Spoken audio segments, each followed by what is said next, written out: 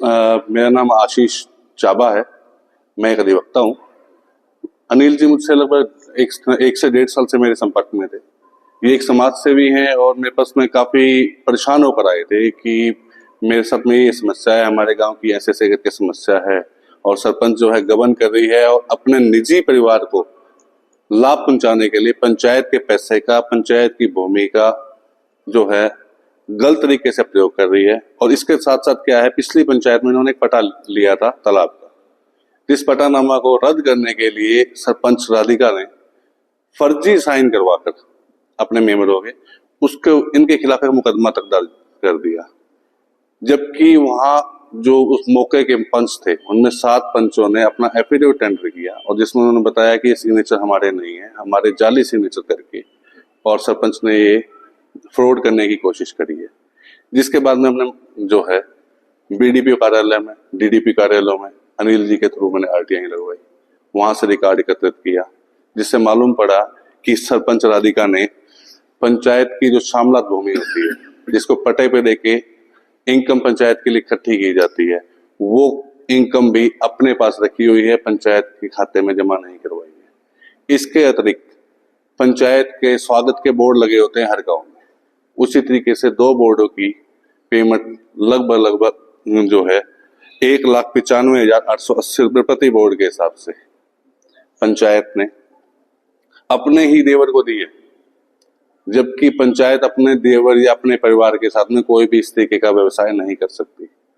जब उन बिलों की जांच करी गई तो वो फर्म के बिल जिसके ऊपर जीएसटी नंबर लिखा गया था, वो जीएसटी भी 2 महीने बाद लिया गया, उससे पहले जीएसटी नंबर लिखकर बिल कटा हुआ है, जिससे ऐसा आशंका सीधी सी रखती है कि हाँ, कि कोई ना कोई गबन किया गया है।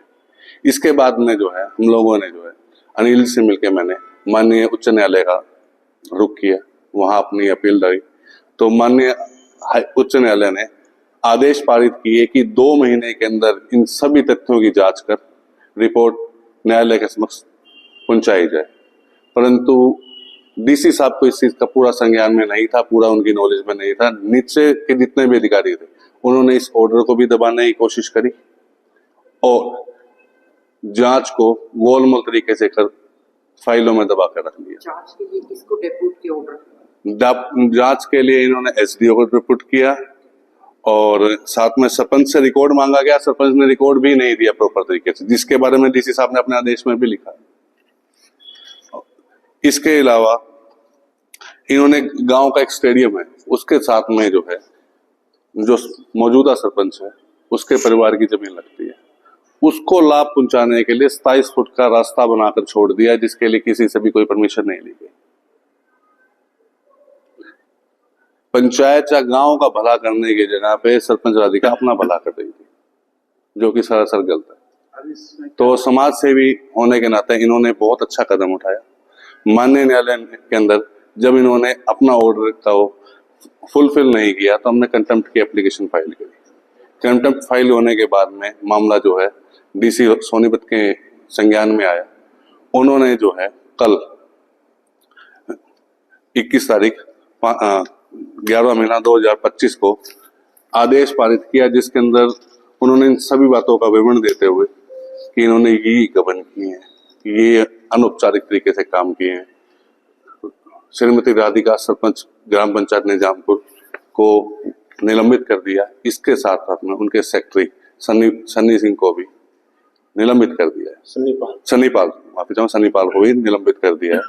हमें डीसी साहब से पूरा उम्मीद है कि वो हम लोगों को न्याय दिलवाएंगे और इस जांच को पूरा करके गांव का जितना भी पैसा गबन हुआ है और जो गलत कार्य हुए उसकी अच्छे तरीके से रिपोर्ट बनाकर दोषियों के गिरफ्तार करेंगे। कितना अमाउंट बनता है टोटल आपके हिसाब से? कुछ अभी तक जो सामने आया है लगभग 1,95,880 रुपए के हिसाब से तो 2 बोर्ड सामने आए हैं और इसके जो रिपोर्ट के अंदर आए हैं। इसके अलावा 22-23 लाख रुपए का जो पंचायत का फंड है उसको ना भरने की बात आई है। इसके अलावा जो चीजें जांच में सामने आएंगी उनको पुख्ता करके आप लोग अभी कुछ जांच पेंडिंग है। अभी कुछ जांच पेंडिंग है।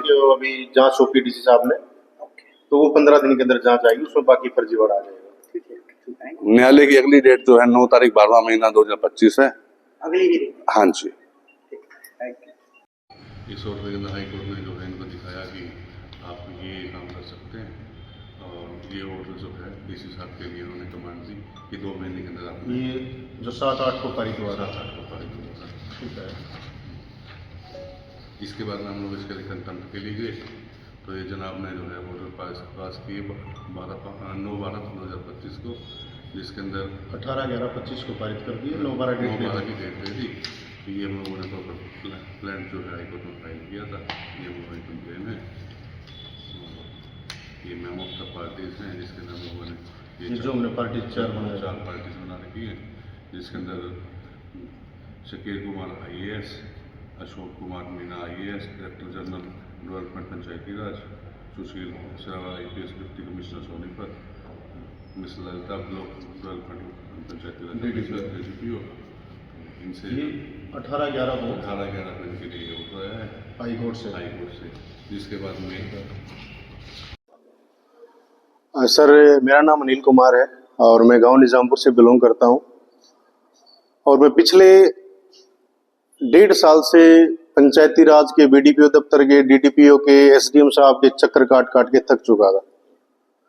गांव की सरपंच, उसका देवर, उसका पति, एक समाज सेवी के नाते मैंने पूरी कोशिश करी भाई ताकि गांव में विकास करवाएं। ये पूरी उम्मीद थी हमारी सरपंच महिला विकास करवाएगी, बट इतना गबन कर दिया, बहुत ज्यादा गांव के विकास का पैसा इन्होंने गबन कर लिया। उसकी मैंने अपने तौर पे शिकायत करी, किसी ने सूझबूझ नहीं दी, मैं चक्कर काटता रहा। मेरे नाम एक तालाब का पटानामा जिसमें इन्होंने फर्जी प्रस्ताव तैयार करके और SDM कार्यालय में इन्होंने केस दायर कर दिया, जिस संबंध में 7 पंचों ने अपने अपने शपथ पत्र देके ये कहा भी, शिकायत दी है इनकी कि ये जो फर्जी है, लेकिन उसको भी दबाए बैठे हैं BDO दफ्तर वाले, DDPO दफ्तर वाले, कोई सूझबूझ नहीं। उसके बाद मैं वकील साहब से मिला और मैंने उच्च न्यायालय का दरवाजा खटखटाया, जिसके उपरांत उच्च न्यायालय ने 2 महीने का टाइम बाउंड किया, और जो कि टाइम बाउंड 7/8/25 को था। 2 महीने बाद ने कुछ नहीं किया। उसके बाद कोर्ट में कंटेम्प्ट हुई, उसका वकील साहब बताएंगे आगे आपको। इसमें क्या अपडेट है? अभी इसमें मेरे गांव की सरपंच राधिका और तत्कालीन सेक्रेटरी सन्नीपाल को सस्पेंड किया गया DC साहब द्वारा, और अभी DC साहब के संज्ञान में मामला आया, और मुझे पूर्ण विश्वास है DC साहब पे, अब वो मुझे मेरे लिए न्याय करेंगे। सस्पेंड का कुछ ऑर्डर है? हाँ, सस्पेंड का ये मेरे पास ऑर्डर है, ये कल पारित हुआ है मैडम, कल पारित हुआ है। हाँ, ये कल पारित हुआ है। मतलब वो सस्पेंड मानी जाएगी? यस, दोनों से। इस पे 2 के खिलाफ लिखा है, बाकी वकील साहब बता देंगे आपको, इनके नॉलेज में ज्यादा है। ये गबन तो लगभग 80-90 लाख रुपए का टोटल, तो क्योंकि इन्होंने क्या कर रखा है, सरपंच ने इसके देवरों की फर्म बना के पंचायती फंड से उस फर्मों में पैसा डाल रखा है, जे इंटरप्राइजेज और जे पेस्ट कंट्रोल, और इसके देवर जगपाल ने स्वयं पैसा निकाल के पंचायत फंड से, उसका नाम आता है उसमें पंचायत फंड में, उसकी जब हम स्टेटमेंट लेते हैं तो इसने टोटली पैसा निकाल कर कैश में काम कर रखा है।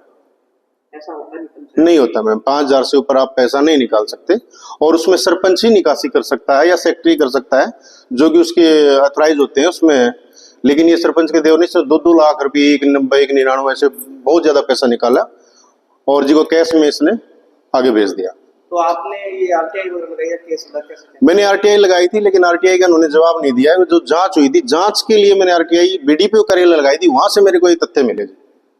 उसमें ये बिल भी आ गए, जो फर्मों का जब निरीक्षण किया गया तो फर्म फर्जी पाई गई, फर्म सिर्फ फ्रॉड करने के लिए खोली गई थी।